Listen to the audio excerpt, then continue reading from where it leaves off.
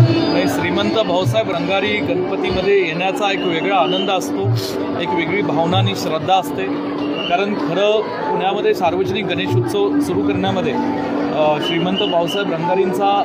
योगदान प्रचंड मोठं आहे आणि अशा महत्त्वाच्या पुण्याच्या मानाच्या गणपतीमध्ये येऊन दर्शन घेणं गणेशोत्सवाच्या सोहळ्यामध्ये हे निश्चितपणे आमचं भाग्य आहे। मी या मंडळाचे अध्यक्ष आमचे मित्र पुणेजी बालन यांचं मनापासून आभार मानेन की पुण्याच्या गणेशोत्सवाला संपूर्ण महाराष्ट्रात नव्हे तर देशामध्ये एक वेगळी प्रतिष्ठा आज त्यांनी त्यांच्या कार्याच्या माध्यमातून पुणेजींनी मिळवून दिलेली आहे